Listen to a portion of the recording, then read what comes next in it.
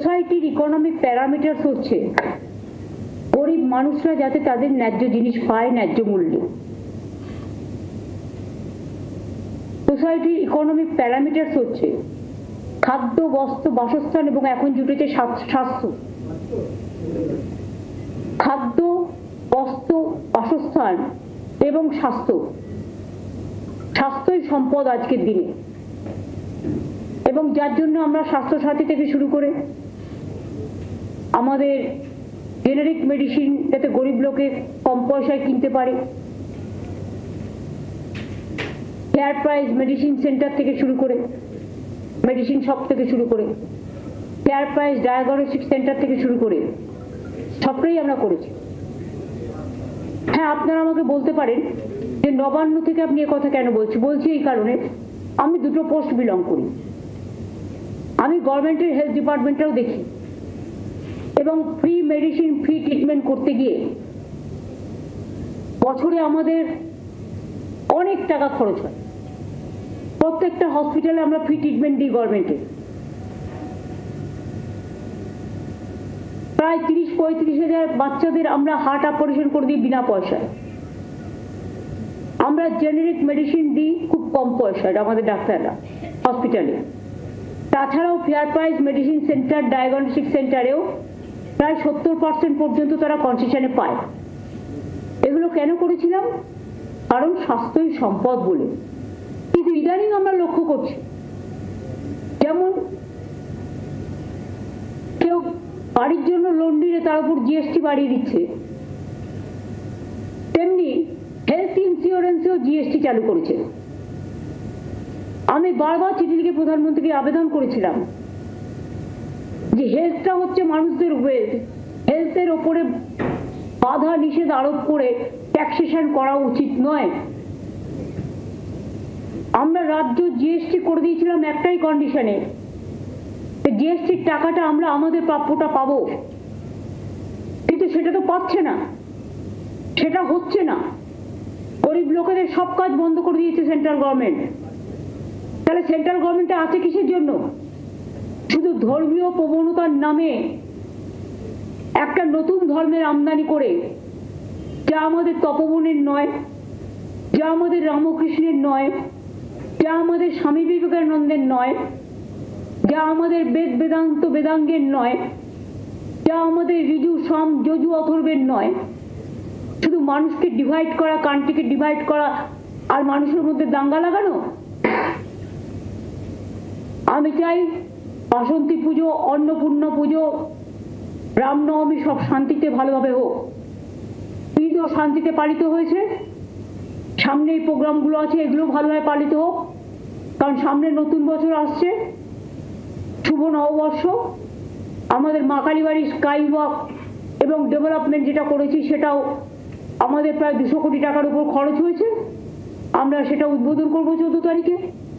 28 তারিখে জগন্নাথ ধাম উদ্বোধন হবে। এইভাবে অনেক কাজ আমাদের আছে। কিন্তু আমি দেখলাম ন্যাশনাল ফার্মাসিউটিক্যাল প্রাইসিং অথরিটি, যারা ওষুধের দাম নিয়ন্ত্রণ করে, এটা সেন্ট্রাল গভর্নমেন্টের সংস্থা, 748টা ড্রাগ ওষুধের দাম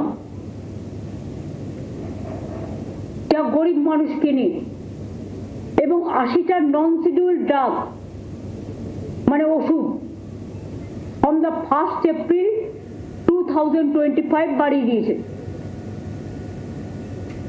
এইসব ওষুধ কেনে কারা? গরিব মানুষ, সাধারণ মানুষ, সমাজের যাদের ক্ষমতা নেই বড় বড় হসপিটালে গিয়ে প্রাইভেটে ট্রিটমেন্ট করা, যাদের ক্ষমতা নেই বিদেশে গিয়ে কোটি কোটি টাকা খরচ করে ট্রিটমেন্ট করা, তাদের জন্য এই ওষুধগুলো কাজে লাগে। আমি শক। আপনারা জানেন আমরা কেন কোলেস্টেরল যে tablet atorvastatin or ezetimibe tablet to control cholesterol, মানে হার্ট ডিজিজকে কন্ট্রোল রাখার জন্য 31 19.8% বাড়িয়ে দিয়েছে, যেটা মানুষের প্রায় 80% মানুষকে খেতে হয়। Atorvastatin and ezetimibe ট্যাবলেট, এটাও প্রায় to control cholesterol, to give a special attention for health care, heart disease, যাতে হার্ট অ্যাটাক না হয়, কোলেস্টেরলটা কন্ট্রোল করে। আপনারা জানেন আমাদের মধ্যে 3টে কোলেস্টেরল কাজ করে। আমি ডাক্তার নই, বা যেটুকু আমার জেনারেল সেন্সে বলছি, HDL, LDL and VLDL। সেখানে বাড়িয়েছে 57.9%। এরপর দেখুন again Atorvastatin calcium and phenylfibrate tablet to control cholesterol 28.3%, মানে 28.3% বাড়িয়েছে। এরপরে হচ্ছে to control cholesterol Atorvastatin and clopidogrel tablet. আমার প্রনাউন্সিয়েশন ঠিক নাও হতে পারে, because I am not doctor, I am not a medicine, medical, I am not from medical science. To control cholesterol, মানে কোলেস্টেরলটাকে লিমিটে রাখার জন্য যাতে হার্ট ডিজিজ না হয়, এগুলো দেখে, সেখানেও বাড়িয়ে দিয়েছে 45.5%। এবার দেখুন to control cholesterol Atorvastatin and ezetimibe tablet to control cholesterol, এগুলো সবই হার্টের জন্য মেনটেন করতে হয়, 115.8% বাড়িয়ে দিয়েছে। এরপরে দেখুন again the same type of medicine to control cholesterol 31.8% বাড়িয়েছে। Again calcium, Atorvastatin calcium and phenylfibrate tablet to control cholesterol 17.9% বাড়িয়েছে। 70। এরপর হচ্ছে অনেকেরই জানেন বিপি, মানে ব্লাড প্রেশার বেড়ে যায়, তার জন্য তাকে একটা ট্যাবলেট খেতে হয়, bisoprolol, fumarate and telmisartan tablet to control BP, প্রায় প্রতি ঘরেই খেতে হয় কাউকে না কাউকে, 19.2% বাড়িয়েছে। এবার দেখুন গ্যাস্ট্রোটাইটিস, আপনারা জানেন গ্যাস্ট্রিক হলে সবাইকেই খেতে হয় পেন্টোপ্রাজোল অ্যান্ড লিভোসালপ্রাইড ক্যাপসুল, ক্যাস্ট্রো 19.3% বাড়িয়েছে। এবার দেখুন to control BP, again blood pressure control করার জন্য bisoprolol, fumarate and telmisartan tablet to control BP, এটাও বাড়িয়ে দিয়েছে 19.2%। এছাড়াও like other drugs like amlodipine, amoxicillin, এগুলো অ্যান্টিবায়োটিক্স, সবটা কিনা আমি জানি না, বুদেশনিডে অ্যাজমা,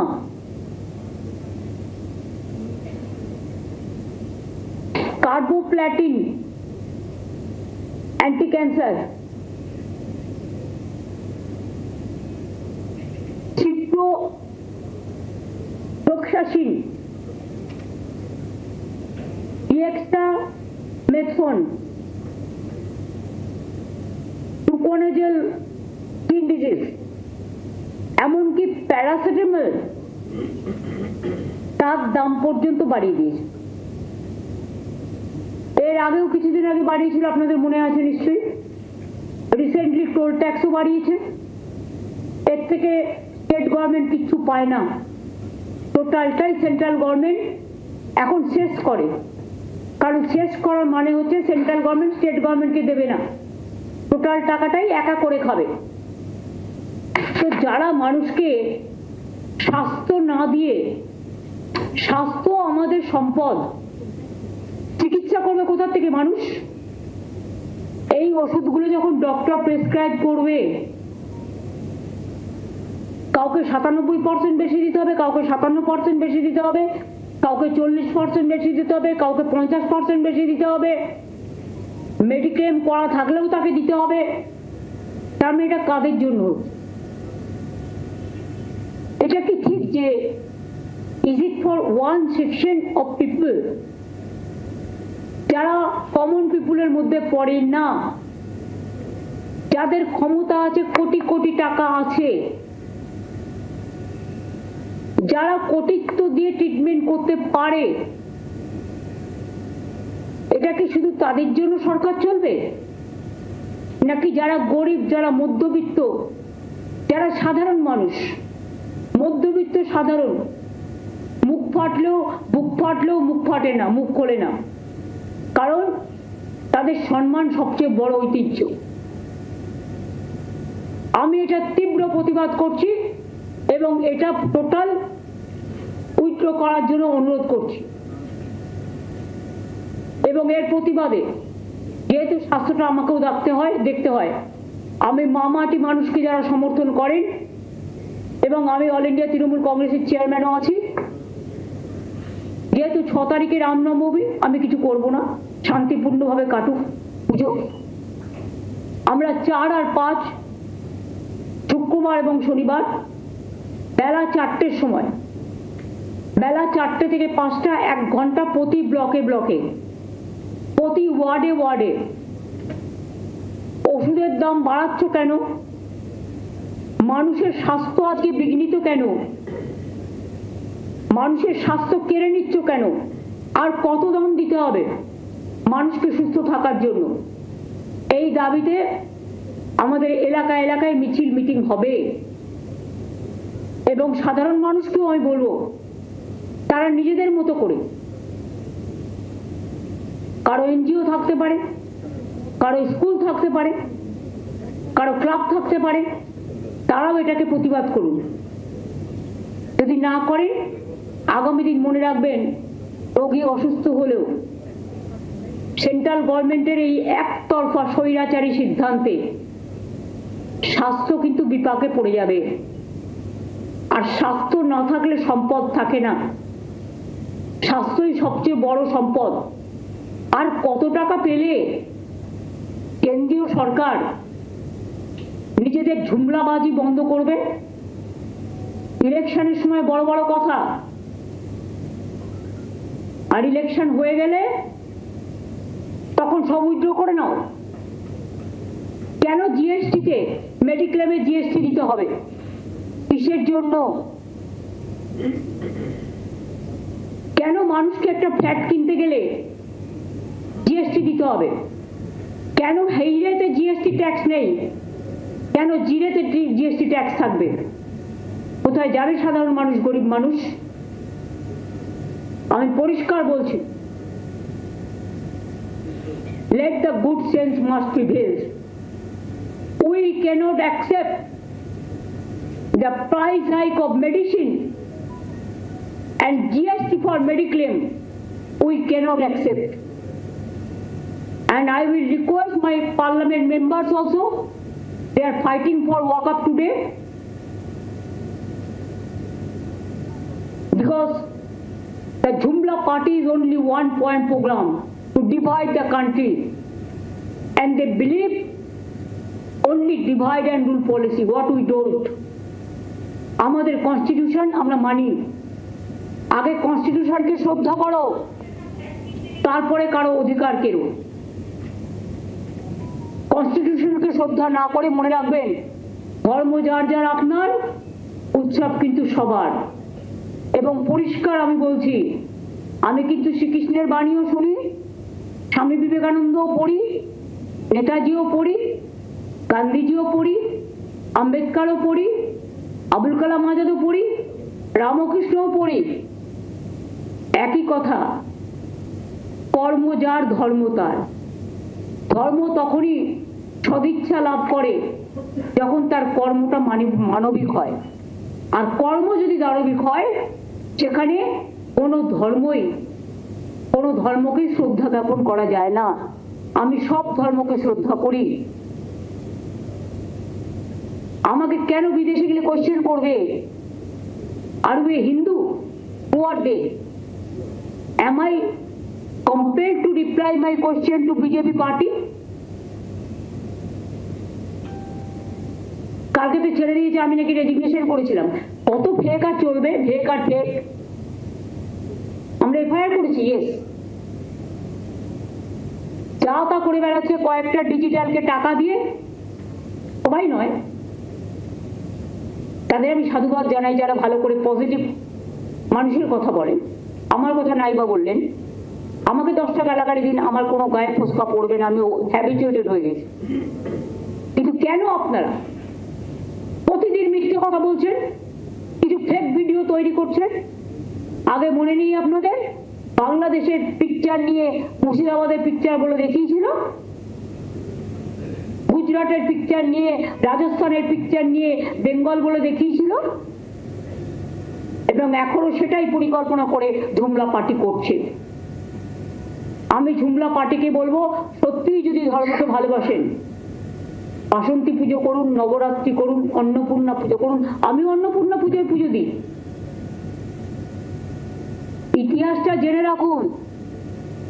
যারা মিছিলের নাম করে দাঙ্গা করেন অস্ত্রশস্ত্র নিয়ে, অস্ত্রশস্ত্র যে কোনো পাঞ্জাবিরাও কৃপার নেয়। আপনিও সিস্টেম অনুযায়ী নিশ্চয়ই করতে পারবেন, পুলিশের রেস্ট্রিকশন মেনে। অন্য এলাকায় গিয়ে হামলা করা আপনার কাজ নয়। এবার আমার একটাই কোয়েশ্চেন, বলুন তো, এরা যে রামনবমীতে মিছিল করে, আমাদেরও অনেকে করেন, আমার কোনো আপত্তি নেই, আমরা চাই পিসফুলি হোক। একদিন তো বাসন্তী পুজোয়, মানে অন্নপূর্ণা পুজো, রামনবমী, এটা এখন হয় চৈত্র মাসে, সেটাই ছিল। কিন্তু রামচন্দ্র যখন অকাল বোধন করেন রাবণকে হত্যা করার, রাবণকে ধ্বংস করার জন্য, সেইটাকেই তো আমরা এখন অরিজিনাল দুর্গাপুজো বলে সেলিব্রেট করি। এটাকেও সেলিব্রেট করি, but not in that way. সবাই সবার মতো করে নবরাত্রি পালন করবে, এটাই ধর্ম। সবাই সবার মতো করে পুজো করবে, এটাই ধর্ম। তো আমি শরৎকালে শিউলি ফুল ভাসে, কাশফুল ভাসে, এটা তো আমরা করি, এটা তো রামচন্দ্র করেছিলেন। তাহলে সেদিনটা কি আপনাদের মনে পড়ে না? সেটা কি রামনবমী নয়? সেটা কি রামচন্দ্র নিজের চোখটা পর্যন্ত যখন 107টা ফুল দিয়ে একটা বাকি ছিল, নিজের চোখ গিয়েছিলেন? ইতিহাসটা জানুন, এবং ইতিহাসের এটাই শিক্ষা, জন্ম হোক যথাযথা, কর্ম হোক ভালো, যথাতথা কর্ম হোক ভালো। কর্ম মানে ধর্ম, ধর্ম মানে কর্ম। ভালো কাজ করুন, মানবিক হন, দানবিক হবেন না দয়া করে, এটা আমার বলা থাকলো। আর বামপন্থীরা তো হঠাৎ করে, সব বামপন্থীদের আমি বলি না, অনেক শ্রদ্ধেয় মানুষ আছে, তাদের আমি শ্রদ্ধা করি, যারা একদিন করতেন এখন করেন না। কিন্তু বিজেপি যারা আছে দোষর, তাদেরও বলি যে গৌরীকরণ আর রক্তিমকরণকে একসাথে মিলিয়ে দেবেন না। আপনারাও বড় বড় সাম্প্রদায়িক হয়ে গেছেন। সব ব্যাপারেই আমরা দেখি, ইলেকশন থেকে শুরু করে সব ব্যাপারেই কম রাম এক, জগায় মাধাই গদাই। যত এসব করবেন তত মহাশূন্য থেকে আরো শূন্যে বিলীন হয়ে যাবে। কাজে আমার অনুরোধ থাকবে সবার কাছে, সব কমিউনিটির কাছে, হিন্দু হোক, মুসলমান হোক, শিখ হোক, খ্রিস্টান হোক, পারসিক হোক, বৌদ্ধ হোক, জৈন হোক, সবার কাছে শান্তি বজায় রাখুন। দয়া করে দাঙ্গা করে অশান্তি করবার চেষ্টা করবেন না। It is your game plan. এবং দাঙ্গা করে কেউ কোনোদিন কিছু করতে পারেনি এবং পারবেও না। বাংলার মানুষ আর যাই করুক, বাংলা কালচারের জন্ম দেয়, সম্প্রীতির জন্ম দেয়। আমরা রামকৃষ্ণকে মানবো, জুমলা পার্টিকে মানবো না। আমরা স্বামী বিবেকানন্দ মানবো, জুমলা পার্টিকে মানবো না। আমরা বেদ বেদান্ত বেদাঙ্গ বিদ্যাস্থানে বয়ে বচ মা সরস্বতীর বচনকে মানবো, আমরা জুমলা পার্টিকে মানবো না। আমরা সেই ধর্মকে মানবো যে ধর্ম সবাইকে শ্রদ্ধা করে, সবাইকে ভালোবাসে, সবাইকে আপন করে নেয়। আবার বলছি, আমরা সব ধর্মই শ্রদ্ধার সাথে স্মরণ করি এবং বাসন্তী পুজো, অন্নপূর্ণা পুজো, রামনবমী, চৈত্র সংক্রান্তি, চড়ক পুজো, তারপরে নানা রকম গ্রামগঞ্জে আপনারা জানেন এই সময় নানা রকম প্রোগ্রাম হয়। চড়কের মেলা থেকে শুরু করে খুব পপুলার এগুলো। অন্য কোনো প্রোগ্রামকে ডিস্টার্ব করতে যাবেন না, যার যার মতো প্রোগ্রাম করতে দিন। এমনকি 10 তারিখে মহাবীর জৈনেরও সম্ভবত, আমি এখনো দেখিনি ডিটেলস, 10 তারিখে একটা ছুটি আছে মনে হয়, মহাবীর জৈনের জন্মদিন হলেও হতে পারে, আই এম নট শিওর। কারণ 9 এপ্রিল ওরা আমাকে একটা প্রোগ্রামে ডেকেছেন, যেটা ইন্টারন্যাশনাল জৈন কমিউনিটি ট্রেডার্সরা নেতাজি ইন্ডোর স্টেডিয়ামে, আমি যাবো বলে কথা দিয়েছি। এবং আমি যদি সবাইকে নিয়ে চলতে পারি, আপনারা কেন পারেন না? মণিপুরে আগুন লাগালে থামান না। এখানে নিশ্চয়ই যে ঘটনা ঘটেছে তার তো লাইসেন্স হোল্ডার ছিল, সে তো লাইসেন্স হোল্ডার। আপনার বাড়িতে আপনি তো গ্যাসটাকে সামনে রাখবেন। আমার বাড়িতে ধরুন আমি তো রান্না করি না, যারা করে তাদের দায়িত্ব গ্যাসটাকে সামনে রাখা। এটা আমাদের অনেক শিক্ষা দেয়। Licence holder cracker. আর গুজরাটে যে 25 জন মারা গেছে সেটা লাইসেন্স হোল্ডার নয়। আমরা সবাইকে বলবো, প্লাস্টিক জমায়েত করবার আগে, ঘরে আগুন জ্বালাবার আগে, অনেকে ইন্স্যুরেন্স পাওয়ার জন্য মার্চ মাসে এগুলো করে, এটা আমার জানা আছে। আমি অনেক দিন ধরে দেখছি সবচেয়ে বেশি আগুন এই সময়টাই লাগবে, মনে রাখবেন, জানুয়ারি, ফেব্রুয়ারি, মার্চে, ডিসেম্বরে। এবং আমার তো খারাপ লাগছে, একটা পরিবারের সবাই শেষ হয়ে গেল, ওখানে ক্র্যাকার রাখার বাড়িতে কি প্রয়োজন? ক্র্যাকার আর গ্যাস সিলিন্ডার কি একসাথে থাকে না থাকা উচিত? আমি মনে করি এর থেকে আমাদের শিক্ষা নেওয়া উচিত যে আমরা প্রত্যেকে সাবধানতা অবলম্বন করব। কারণ মানুষের জীবন হচ্ছে সবচেয়ে বড় দামি। একটা মানুষ মারা গেলেও সেটা একটা মানুষ মারা যায় খুব কষ্ট করে, সেটা আমরা মানতে পারি না।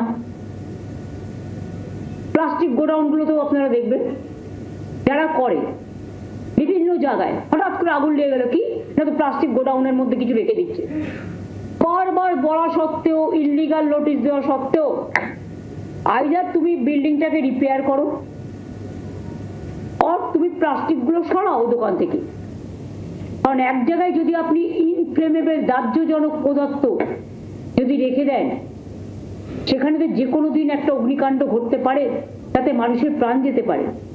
এটা আমি আবেদন করে বলবো যে আপনারা প্লিজ সাবধান হন। এমন কোনো ঘটনা যাতে না ঘটে কারো পরিবারে, যাতে একজনও কেউ মারা যায়। আজকের যুগে সোশ্যাল নেটওয়ার্ক খুব পাওয়ারফুল। আমি সোশ্যাল নেটওয়ার্কের মাধ্যমেও, ডিজিটাল এবং প্রেস মিডিয়ার মাধ্যমেও অনুরোধ করব, মানুষকে বাঁচানোর জন্য আপনারা সচেতনতা বৃদ্ধি করুন।